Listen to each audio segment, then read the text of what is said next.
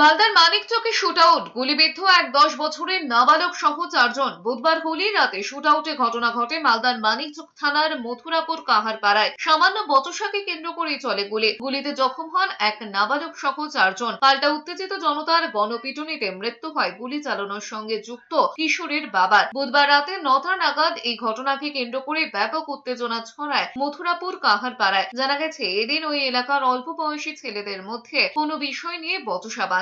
সেই বচসার জেরে সমীর গুপ্ত নামে এলাকার এক রেশন ডিলারের 17 বছরের ছেলে তার বাবার লাইসেন্স প্রাপ্ত বন্দুক থেকে গুলি চালায় বলে অভিযোগ। সেই গুলিতে 10 বছরের এক নাবালক সহ মোট 4 জন গ্রামবাসী জখম হন। সঙ্গে সঙ্গে স্থানীয়রা তাদের উদ্ধার করে মালদা মেডিকেল কলেজ হাসপাতালে পাঠান। এদিকে এই ঘটনার প্রতিবাদে উত্তেজিত জনতা সমীর গুপ্তের বাড়িতে হামলা চালায় এবং সমীর গুপ্তকে গণপিটুনি দেয় বলেই অভিযোগ, যার জেরে হাসপাতালে নিয়ে যাওয়ার পথে মৃত্যু হয় সমীর গুপ্তর বলে খবর। ঘটনার খবর পেয়ে ঘটনাস্থলে যায় মানিকচক থানার পুলিশ দীর্ঘক্ষণের চেষ্টায় পরিস্থিতি নিয়ন্ত্রণে আনে। পাশাপাশি গোটা ঘটনা খতিয়ে দেখে তদন্ত শুরু করেছে মানিকচক থানার পুলিশ। কি হয়েছে এখানে?